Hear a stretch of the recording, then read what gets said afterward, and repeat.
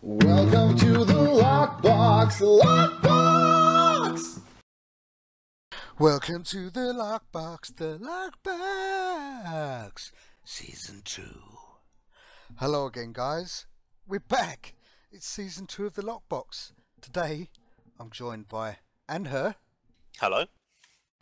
And Tesseract. Hello. Hello again, guys. It's nice to be back, isn't it? Yeah. You ready to talk about a load of old crap? Let's do it. So where are we going to start?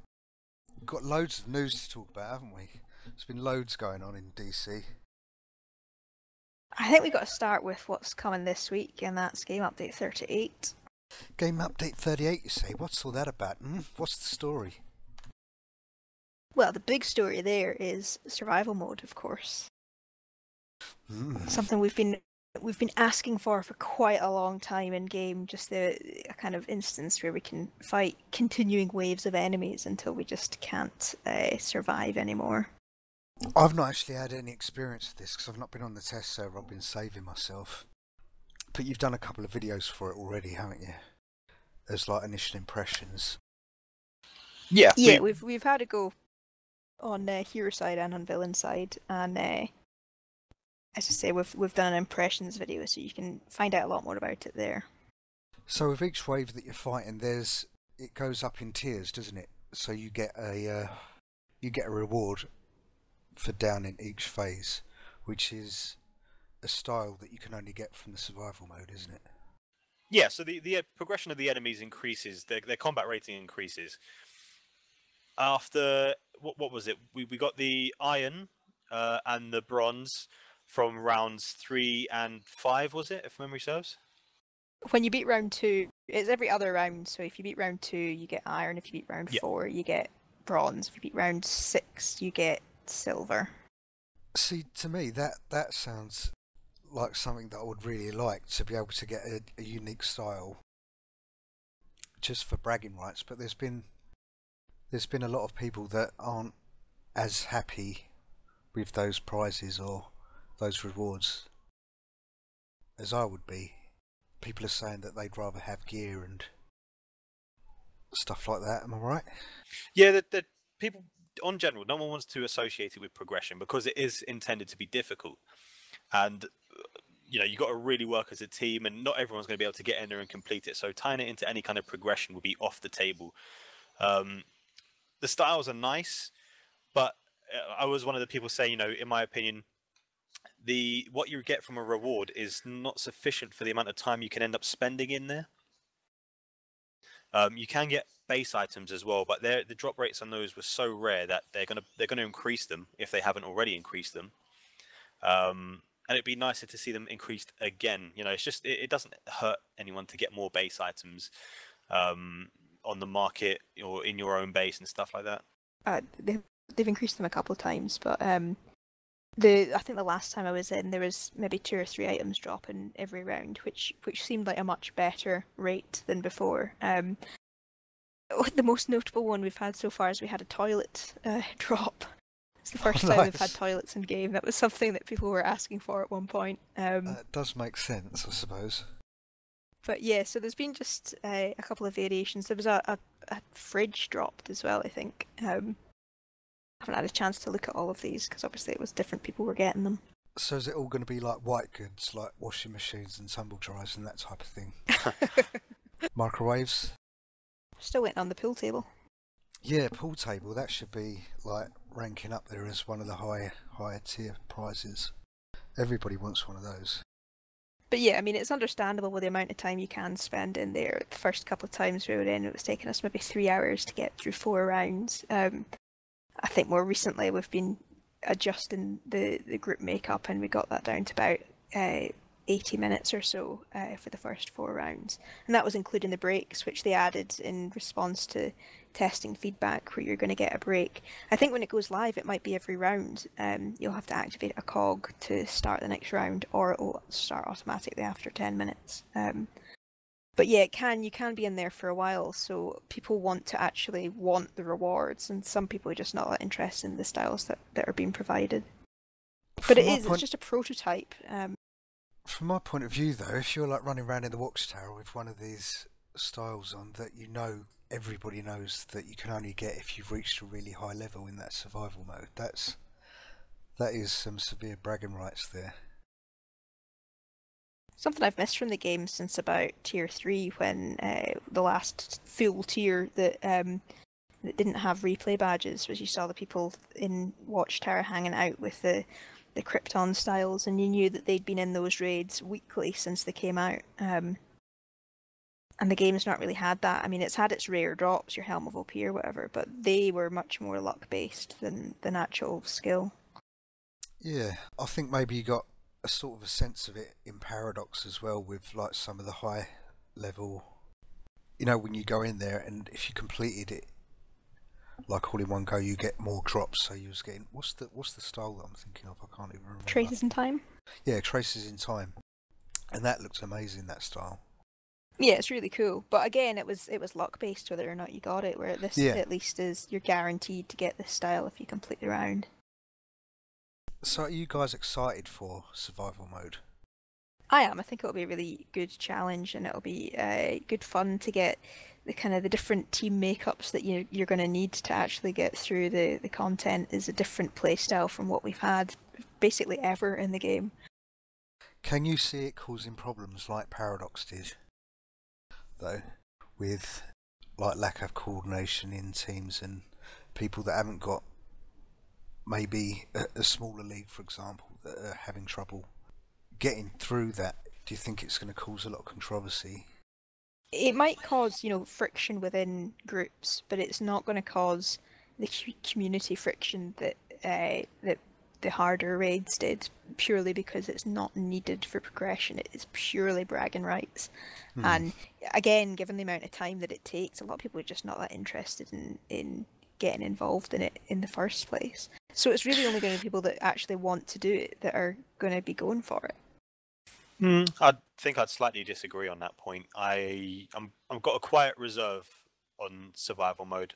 I'll give it a go when it comes out. I'll go back to it periodically as I feel like it.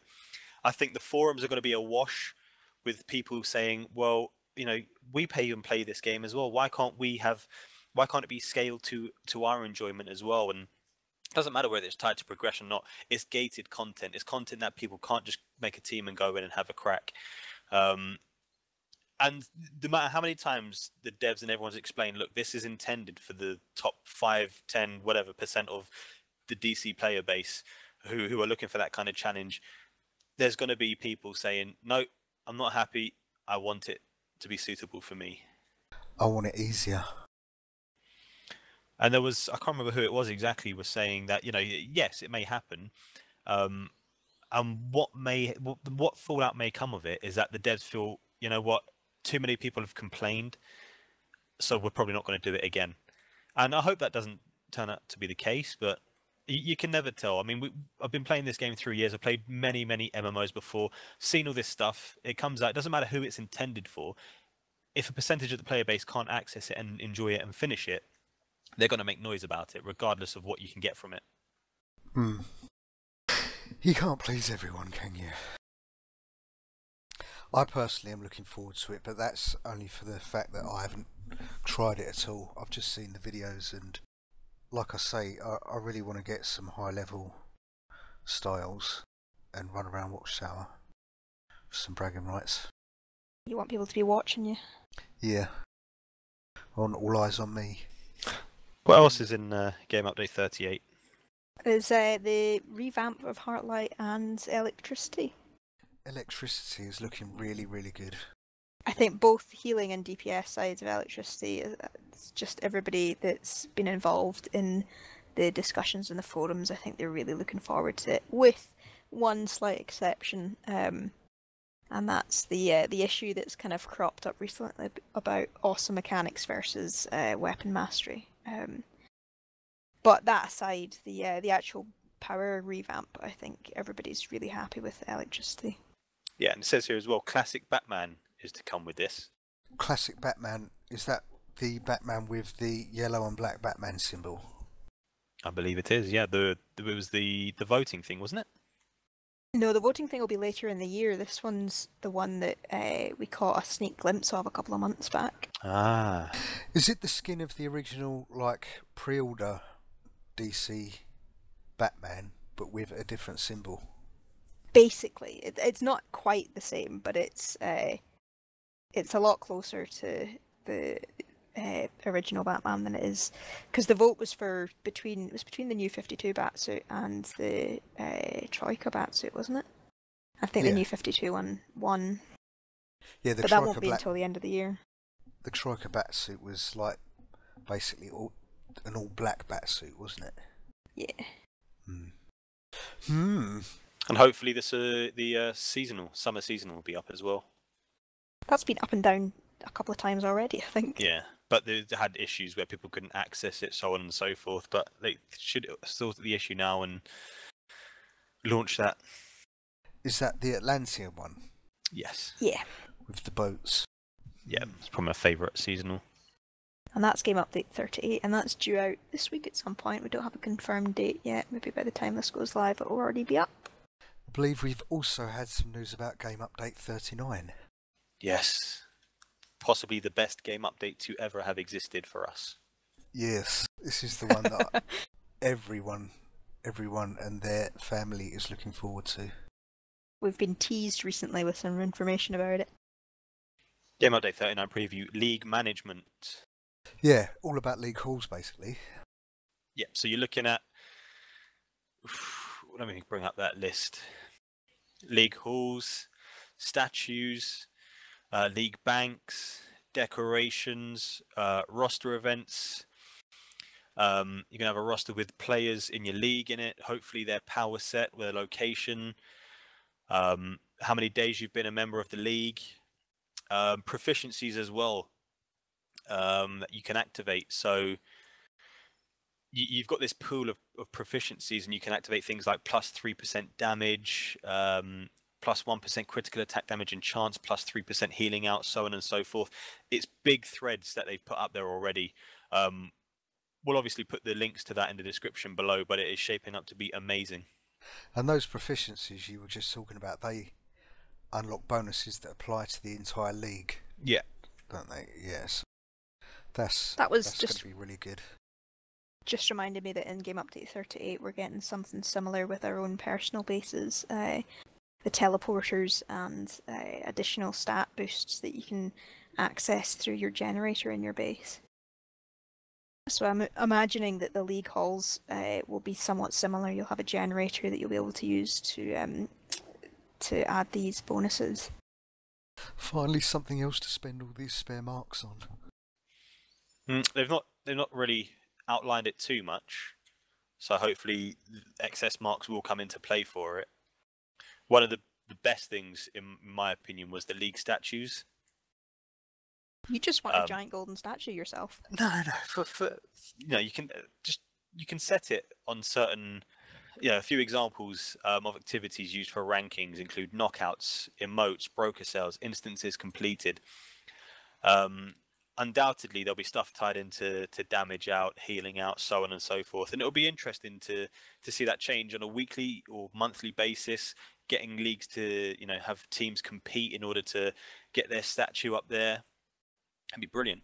So these are all this is good because it's all incentives for people to spend more time in the game and running as much content as possible and pushing yourself to the limit of your damage or your healing or power out and everything like that. So I don't know, I can see a lot of controversy there actually as well. Who's going to be getting their statues put up in the base? It's going to be a race. I don't think it'd be controversy. It's leagues tend to operate. So yeah, this league updates. It will make us more into a league rather than a gathering of players to play stuff together. And to that extent, I think most people will be understanding that only certain people will be able to have statues because they've got the highest knockouts or so on and so forth. I don't think anyone's going to particularly be upset for not having a statue. I don't know, maybe somewhere down the line, if it's the same people that are having their statues put up month by month, it's going to cause some arguments. I mean, I don't know how other leagues will operate in their hierarchy, but if you've got leaders and officers and stuff, you can. I don't quite know, but perhaps you can set it to what statues are displayed, so you can change it, rotate on a weekly or monthly basis to give everyone an opportunity to have, fulfill something. For example, you're not going to have healers getting the highest knockouts or highest damage out, so they won't take a back seat. You'll just rotate it in to have the highest healing out and so on. What about from your point of view as a DPS, Rob? If, for example, you've got the same person, you've got somebody in your league that does the top damage in everything, they're going to have a statue of themselves up there all the time. That'd be perfectly fine for me. I mean, I think I'm okay DPS, but there are some exceptional damage players out there, and they're in the league. And if they're there week in, week out, and I'm not making use of that by contacting them and trying to find out what they're doing and how they're doing it, then I, as a player, would be failing. You shouldn't look at it as I'm never going to have an opportunity. You should be looking at it as, how can I create an opportunity for myself? If Darkbat, he's fantastic DPS. If he's up there all the time, I'm going to start sending messages saying, hey, how are you doing it? What are you using? What's your rotation? Is there any advice you can give me? Use it to your advantage. Don't lie, clearly... you're just going to kick him from the league. Oh, God. Doing too much damage, get out. I think, given that the game has always had scorecards in it, anybody that plays in a league with the same group of players, anyway, they know who is likely to be top spot on a scorecard, and they know who is likely to be top spot on these leaderboards. But they've never had a big gold statue of themselves rubbed in their face before. I'm pretty sure when they originally talked about the league bases, they did say that you could choose what to display the statues for. And I can't imagine that wouldn't be the case. I mean, if you want to display DPS, then you can, but, there's going to be leagues that just don't care about DPS. Maybe they care about, who's making them the most money or whatever, so they want to put the statues of them up. So I think that's definitely going to be there. And, it's not always going to be statues of the same thing that are put up. Or and if this means that... People with the most survivability and stuff like that. People with the least deaths in an instance. So if the people that happen to have control over what statues get displayed in the base happen to rotate it so that there's always a statue of them up, for instance, that might cause issues. Yeah. But if you're just, rotating through on the different things that are available, then that's going to be something else. One of the interesting things that I saw, and I think this is actually in relation to Halls of Power, but I could be wrong, when they were talking about the different types of content that you're going to be able to do in League Halls. So I think there's going to be some operations that are going to involve them, and I would imagine that there would be PvP that involves them. But they mentioned at one point that if neither of the two teams taking part in the PvP aspect actually have a League Hall, then it'll just pick one up randomly from a random league in the game. And I thought that would be really entertaining, that you just have these fights in random people's houses. It's all looking really good though. I like the actual locations of it as well that we've seen. Like the initial locations are going to be on the moon. Yeah, I think that's pretty cool. I mean, I think we were kind of hoping for a Watchtower style space station, but go for the moon. Yeah, you've got this different sea locations on the moon, crater locations and stuff. But we haven't actually seen anything to actually see what it looks like aesthetically yet. But there's been a couple of tiny images of what it looks like inside and the statues and stuff. But yeah, we're still waiting. There's going to be a stream this week, I think. Yeah, I mean, depending on when this goes up, but it'll be Monday. Monday the 30th of June. Yeah. So all this is going to be based on a new currency called Prestige as well, which you can earn, or each member of the league can earn and put towards actually unlocking the league base in the first place, and also for unlocking different facets of it as well. Do we want to go into some detail about the Prestige? I don't think we've got that much detail on it at the moment. No, just reading through the threads and stuff. They explain it as well as they can, but I think it will be Monday where they really show in the live stream how it's gonna work and how much people can earn on a weekly basis, what you can give, and so on and so forth. Because what I saw is that one of the ways that you earn prestige is by going into your base, and depending on how many base items you've got displayed in your base, you'll get a percentage of prestige automatically applied to your account. So the more items you've got in your base, the more prestige you're going to get, just for as like a starting off point, I suppose. They give a nice little example. So if 4 members of the same league get together and run through the same alert, which is worth 206 prestige, each member would individually earn 206 prestige, meaning the league gets a total of 824. The same result can be attained if each of those same 4 league members completed the same alert across different groups. So you don't have to play with league members in order to get league prestige points. As long as you're part of a league and you're running content, you're going to earn prestige that you can use towards these things. So I'm guessing, and what I haven't seen any details of yet, you're probably going to get really high end things or bonuses and stuff that you can unlock for your league bases, but it's going to cost a lot more prestige. I reckon you're going to get some really expensive items that you can get that can unlock some pretty nice things. I'm interested in how they're going to balance all of this. I mean, for example, not every player wants to be part of a league. So are they going to fall behind in what they can enjoy and have? For example, the proficiencies. I mean, they don't, on paper, they don't sound massive, like 3% increases to whatever number. But they are going to miss out if they choose not to be part of a league. So is it kind of bottlenecking them into having to be a league? Maybe they've run the numbers and they've seen that, you know, on the whole, most people are part of a league. I don't know, maybe it's a way of encouraging people to create or join leagues, because I think we've spoken about before, people on the PlayStation, maybe it's more difficult for those people to communicate, coordinate to make leagues. I don't know, I haven't played on the PlayStation, but the other side as well is, what if you choose to be part of a league that doesn't have massive amounts of numbers?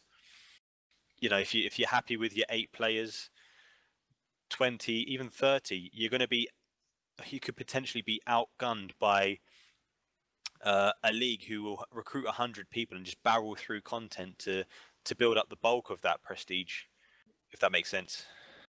yeah, it's gonna change the face of leagues as we know them, for definite. There's going to be people out there that are going into all the details when we have more details about it, going into all the ins and outs of how they can get the best bonuses and what they need to do. And I think that's going to be a big part of it, is the numbers of people in the league, like you say. Yeah, we definitely be tuning into the live stream, get the questions ready on this front, hopefully get an answer to it, see where it takes us. Anyway, I think that covers just about all that we know about League Halls at the moment. Remember, there's the live cast tomorrow night, which for us is the 30th of June, so tune into that if you want to know some more about League Halls. Anyway, next up we've got our interview, which is with Farmer Bob from the USPC. And for those of you that don't know, Odyssey has now worked together with some people from the USPC to make an Odyssey US division. And Farmer Bob is the director of that branch of the Odyssey USPC, and we have Farmer Bob with us now. Hello, Farmer Bob. Hello. Sorry about the introduction. Does that sort of sum up what you do? Director of USPC. That Yes. pretty much sums it up. Yep. So that's like the leader of the USPC branch. Yes. Yes, it's nice to have you with us, Bob. Nice to be here, Flame. I'm sure many of our listeners will be confused that you are in fact a woman. It does happen sometimes. Females play video games. No way. No. Tess, you were instrumental in bringing about the US branch of Odyssey with the US guys. How did that all come about? How did it all start? See, now it's all my fault. I would quite like to say that it was called Cold Fusion's fault. He was instrumental as well, but since he's not here, a lot of the original people that formed the USPC version of Odyssey, they're players that have been with us for years. Even people like Christiana, that have come over and made characters in EU and have played with us a couple of times, and people that we know from the forums, like Bob herself, and so it all kind of came out of that, was that we've been approached a couple of times about forming a league on US, and it's not something that was ever our own interest, because we're focused on EU. We didn't want to have to put the extra time in to set up a league on a different server that we weren't going to be that invested in. But when we kind of had these players come to us and say that they were interested in forming a league, and would we be amenable to joining with them and allowing them to use the Odyssey name. And as I say, these are players that we've been with for years, and we believe can really represent Odyssey on US. So, Farmer Bob, where do you come into all this? I was one of the people in the initial conversations about would you be interested in joining if a league formed on the US server, since you've been playing with them on EU anyway. And so there were a core group of us that had tunes on both servers that kind of talked about it and thought, these are the people we play with when they sign in over here anyway. It just kind of makes sense. I didn't initially start out as the US leader. That was Sir Mutton Chops. But just due to kind of the way the game's going and the changes that are happening, we've had some shifting in our leadership. So being one of the original founders of the US side, I've moved up into the leader position now, as other people have kind of stepped away for other things. So, Bob, can you elaborate for us a bit more about you, how you got into DCUO, how you started out, your reasons for playing it, your background basically in DC? Oh man, I remember when the game came out, it was just, I've always been a comics fan, and so to see DC come out with a video game was just incredible to hear. I remember doing a little bit of the beta testing, but I just didn't have the technology, the computer, or the connection to play when it first released. I came back into the game when it went free to play and made a character. Leveled all the way up until you kind of hit this roadblock as free to play, where you're either going to run the inner alert over and over and over again, or you're going to put out some cash to play. It's made me meet people in game to kind of help me out, being free to play and premium for so long. You have to find leagues, you have to find friends to help you out. That's true even now, if you want to do later game content. So I started making kind of this massive friends list as T4 was out, and it kind of turned into league hopping, where I was in a league, made some friends, kind of went back to the pug life, because I wasn't ever satisfied with the way the leagues were run. It seemed to be a friends basis of these 10 or 15 people are going to be the ones that get the content and get the runs all the time. Once T5 came out and the game really turned into skill based with Origin Crisis, that friends list that I had accumulated really became more important. Going to people to form set groups to learn content and finish content. I was in basically a pug static group for a long time on the US server, where we ran Origin Crisis stuff and learned it. So that was really the basis of what I was looking for in a league on the US side. And I had seen the videos by Odyssey on the EU side and loved the way that you guys did that as a league, and was trying to find that and never really found that on the US server the way that you guys ran it on the EU server. So that was kind of one of the reasons some of my friends and I were talking about, well, we already run that way when we're on the EU server. Why don't we run that way on the US server? Beyond that, I don't know, my US side stuff's pretty boring. I kept a low profile for a long time in game. I mean, female gamer. As soon as people start finding that out, it's your group chat goes real bad. So stayed In pretty what quiet way? in game. As soon as people know you're a female, it's like a guy's game. So if you're in a team speak and you speak, everybody goes silent and they're like, "Oh my god, a girl." Or if you're in group chat, if Never you're spoken to a talking, girl before. I know it's crazy. You need to get out more. The typed group chat does the same thing though. If they know you're a female, it's like immediately they're all like, "Hey, what's up? How you doing?" And you're like, "Really? Just play the game." See, I've always found I got more people saying, "Oh my god, you know Cold Fusion." Yes, I do. Bob, you mentioned about when Tier 5 came out and the way things were run in different leagues and stuff, and that organisation. Is that something that's always been really important to you? Do you find, trying to phrase it better, do you find you're a bit of a control freak in that respect? You're a bit OCD? Yeah.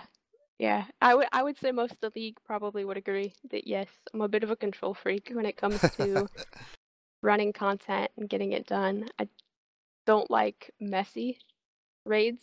I kind of like to go in with a plan of what you're gonna do.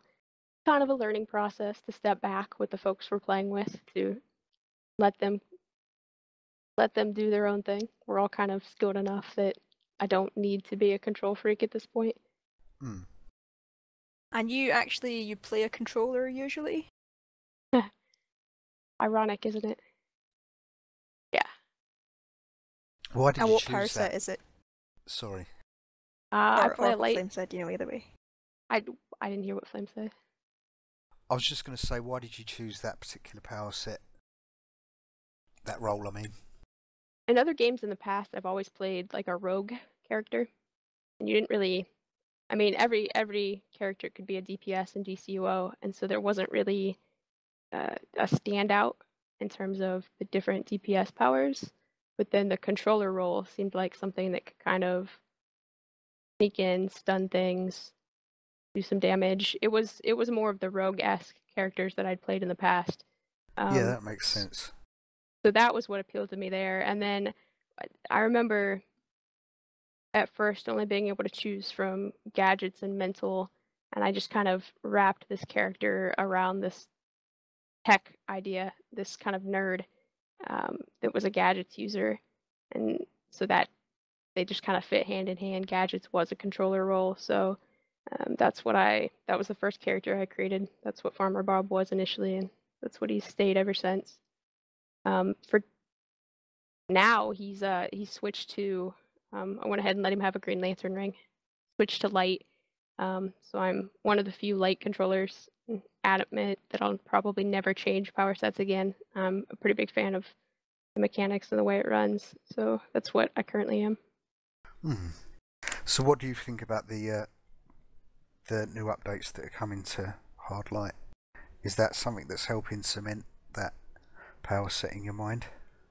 At first, the first set of changes that just kind of slowed it down, I didn't have a major problem with. I never was big on the DPS side. I never was going to be somebody that put out the numbers that Kaiser and folks were putting out with Hard Light. But recently, it seems to be, now that Weapon Mastery has come into the game, and Light already had prec damage to begin with, it's very difficult to get into the DPS role for me at all now. It doesn't run the way it used to. It also kind of changes the way that I played the troll role. I was a big fan of the comboing you could do. and building your weapon combo that way, and having options for stuns that you could combo into, and everything is just slower. It's definitely different to get used to. I'm a lot more likely to take damage jumping in and throwing stuns and debuffs than I was before. So it's something to get used to. I don't think it's worse per se. I'm optimistic that they're going to make even more improvements to kind of keep light up there with the other controller power sets. They've already talked about changing around the debuffs to keep things at range. So I'm hopeful that it keeps improving, that we're not going to be the least wanted controller role. So going back to Odyssey US, how do you find taking over the directorship of Odyssey? How does leadership suit you? And also, how have people reacted to you taking over that role? A few people outside the league, have commented on it and said, they're hopeful to do things with us, which is awesome. I'd love to get us interacting with other leagues. People want to do things with you? Yes. Some people like me. Okay. Nobody in league, but some people like me. Yeah, which would be fun to kind of, I know the EU server, you guys have a lot of relationships with other leagues, so it'd be nice to kind of branch out and do that on the US server. Internally, really, there's not been a whole lot of difference. Like I said, we're at a skill level that these guys can run themselves. I don't really have to do much. It's actually probably the easiest part of my life is being the leader of the US side. I mean, basically it's just a title. Everybody, very rarely do I need to step in and say anything or do anything. That's good. So it's been pretty smooth so far. Definitely. Have you had any sort of backlash on the US side? I know that Odyssey and EU, we've had some trolls and stuff in the past and stuff on the forums, but have you encountered anything like that at all? Anything negative? Not just you as a player, but Odyssey US. Same stuff you guys see on the forums about showboating and trying to think we're the best. I mean, that's going to go with the league tag no matter what server we're on. So on the forums, we see that as well. When we post, we have a few of our members that wear the similar signature that you guys have.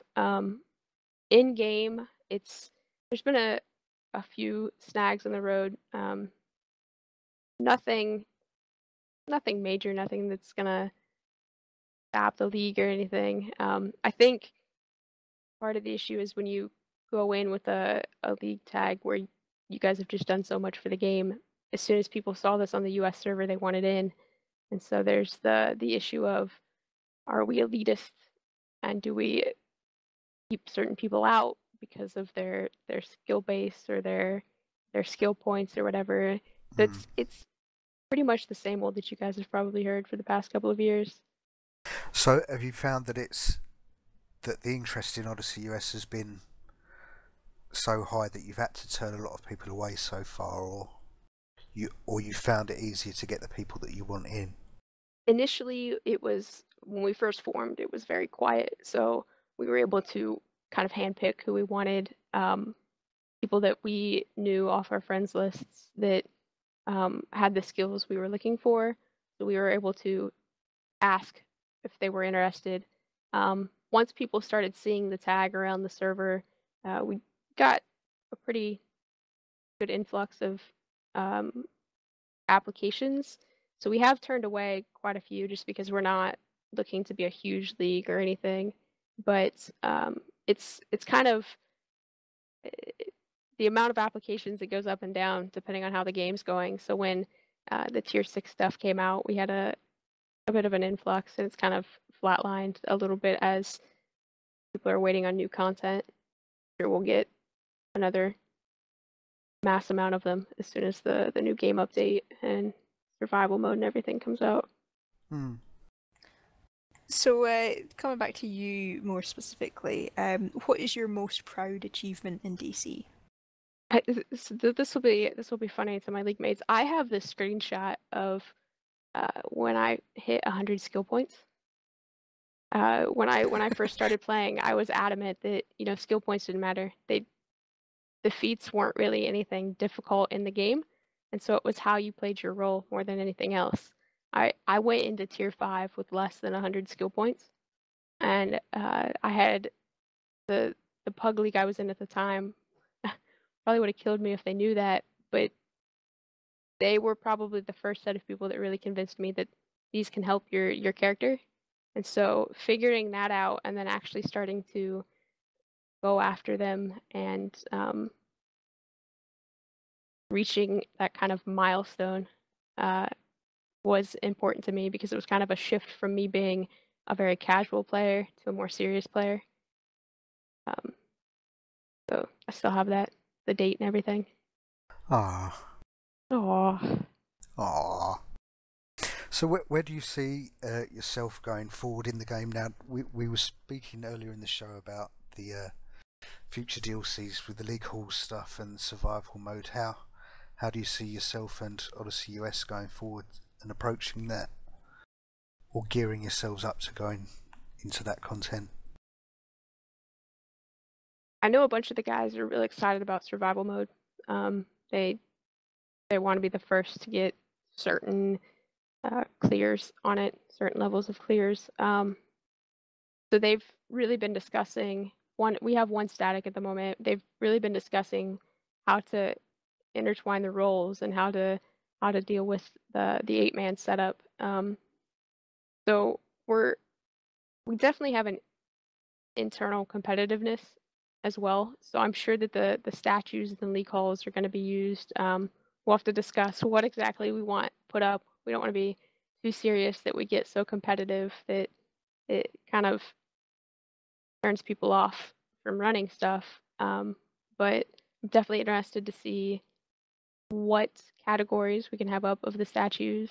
I definitely think the boost stuff they're putting in with the league halls is something we want to strive for. So running enough content that we get the prestige to do that. I'm way more laid back in game lately than some of the other guys are, so I don't know that I'm so excited about some of the content oriented stuff. Taking on this leadership role, I think I'm most excited to see the league, like the menu additions, just as a structural thing to kind of know who's changed to what power set and who's been online lately. Things like that I've seen in other games. I'm really excited to see that come into DCUO finally. All the geeky stuff.